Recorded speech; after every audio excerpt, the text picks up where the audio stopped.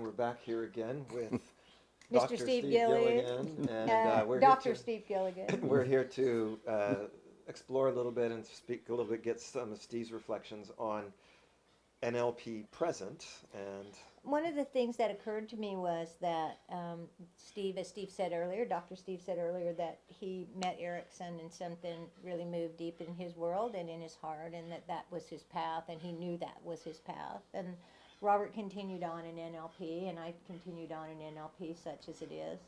And I remember praying that Robert and Steve would seriously, and I think I even remember we were going to do a big modeling workshop, and Teresa was asking, well, who should we invite? And we said, Steve is the best field-based modeler that I know in the field. Is the best Steve, is the best field-based modeler. And so I just knew that because the NLP as we know it from John and Richard and others, and the Ericksonian world that we all knew as part of our growth through NLP, that it would really, really rejuvenate the field again, hopefully in both directions. But I think, the other side of that, Steve, is that, I know that you did go off on sort of the Erickson tangent, but then I know, and I think it would be very interesting for people to hear about, but I don't think you're not, even though your roots are in Erickson, what you do, with self-relations, with it's generative so trance, more, all the, done much more. And in my view, when I think about modeling, there's not that many people in NLP or anywhere else that actually model something very much new. Yeah. And I think one of the things, that has been really powerful for me is, all the things that you've come up with,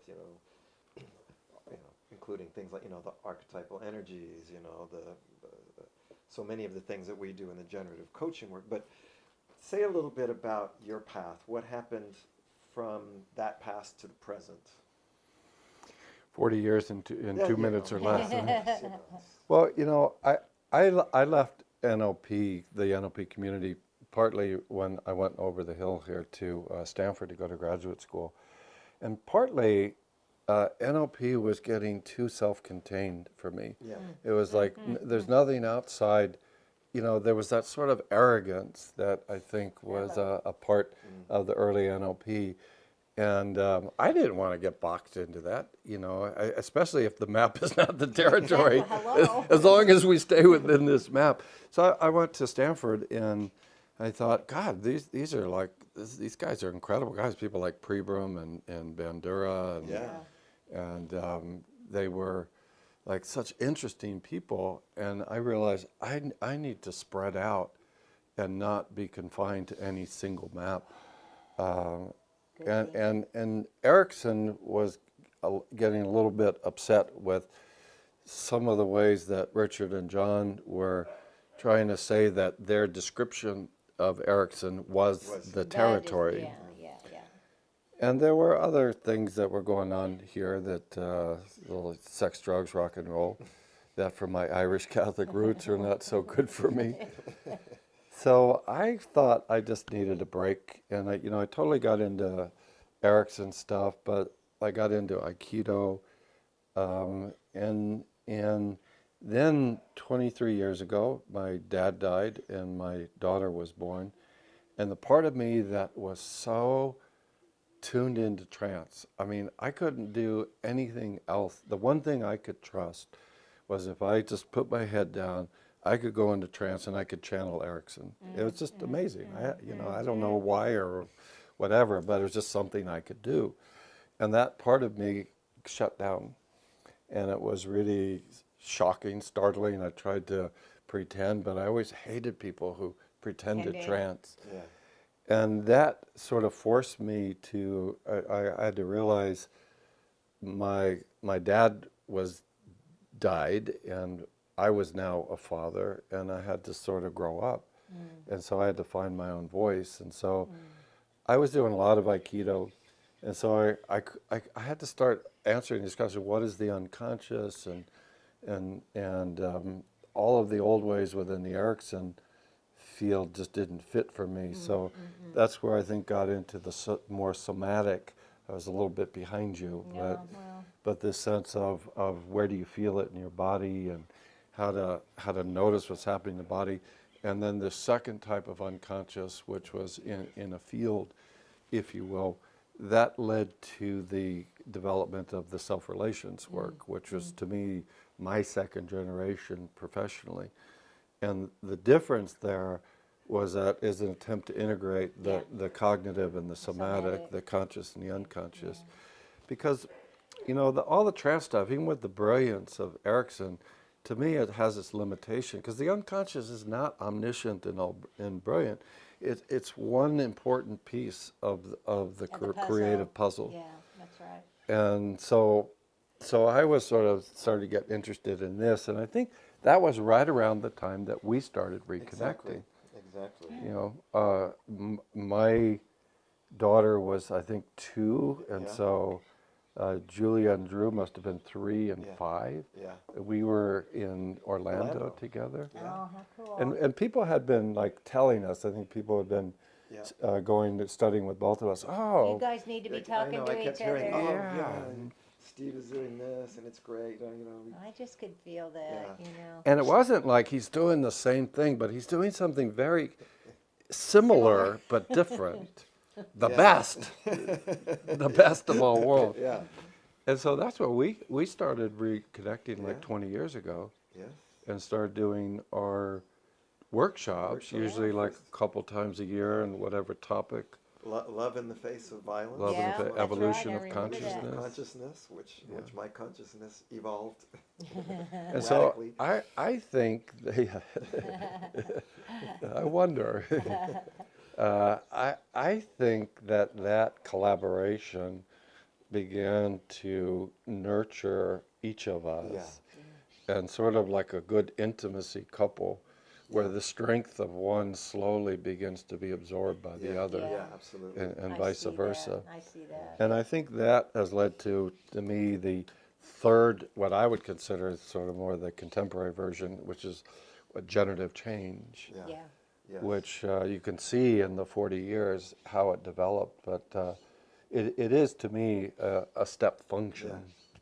So you say a little bit about generative change, because I think that's actually really important, and I think that is even... And that is the future, I Yeah. think. Generative change, generative community is Well, really the... well, if I think about, you know, the origins of NLP and psychotherapy, and yet I think what the notion of generative change is not so much fix something that's broken, but, you know, sort of that, kind of like you were saying, that to me, that generativity was even more the let's say, the legacy of the early days of NLP. I think which so. was this, I think so. what can we do with this? So say a little bit what for you is that, you know, generative change means. And Well, I think if we compared it to self-relations, why I don't like self-relations. I had a guy in my office intensive about 6 years ago, and people going around introducing themselves, and he said, yeah, I got divorced like 6 years ago, and he said, I haven't been with any women since then, so you might say I've been practicing a lot of self-relations. and I think that the self-relations was still a little bit too much internal, you know, coming out of the trance stuff. And so it was like, go inside, and that the mind is inside. yeah, And I think, to me, in generative change, that the internal and the external are both different dimensions of the creative mind. yeah, And so you have to have a sense that this is the creative mind here. And in order to really bring creative results into the world, you have to get out of yourself and into these field connections, while staying in this highly mindful, differentiated internal state. And I think actually just two quick things, because for me, I mean, a couple of your tremendous contributions, I know certainly to me, but I think also to the world and to NLP, I mean, and beyond NLP, but also to NLP, is sort of notions of things like sponsorship and field. I mean, to me, you're the one that really, that was where I really connected in with the notion of this idea of a field mind, not just as a metaphor, but as an actual unit of mind. Yeah. Well, sponsorship was, the birds have it, was really what the core idea of self-relations. Yes. And it was that you need human presence to humanize the soul. Yeah. That what's coming somatically out of the body is the soul, which is the history of lived consciousness in the Yes. world. Yes. But it needs to be humanized, and that's what sponsorship. And if you had a hostile or neglectful relationships, that's what would produce violence. Yeah. That was self-relations. So while the field was one of the three minds in the original self-relations, I think it's our work and bringing all the stuff that you had done with your development of NLP into self-relations that made it the generative change stuff, which is working with things like collaboration in groups and the sense that the creative mind is here. Yeah, It's here. that's it. I mean, I remember the first time I read Structure of Magic, which was not necessarily easy for me to read coming out of comparative religion and anthropology, as you can imagine. But two words came to my mind when I read it. One was, it's revolutionary. People are going to hear everything you know is wrong, because it makes it look so easy, and it sort of gives it such a great structure to hang your experience on. But the other thing was, it's evolutionary. And that, it does have the aspect of generativity built in. I think so. Possibility was there, and I think the intention was there. I just don't think the know-how at the time was Yeah, and I think this sense that we humans are in this evolutionary trouble spot where we've got self-awareness, but not enough to realize that every time that we neuromuscularly lock, we're leaving the world. Yes. And so every time we think with any self-awareness, we're leaving the world and we're shutting down somatically, and we're shutting down the field. Yeah, you're present or not. And I think if there was any criticism that I would lodge against mainstream NLP over the years, it's a blind spot to that. Yeah, I agree. That when you're thinking about the 6-step models, you're thinking in your own, You've disconnected from the present. So I think that the work that I'm doing, that we're doing, that you're doing, is really exploring how to think without leaving the world. Wow. So that you can have intention, but you can remain in the present moment. Let that be the future. Let that be the future. Let that be the future. Yes. Well, then we Rack have 'em to and still stack talk 'em. about the future. Oh, Yeah, did the I say- future's Rack 'em and stack 'em. Rack 'em and stack 'em. That's a quote. That's what Richard would say. He would. Well, I don't know. Richard was so cute when we talked on the phone. I said,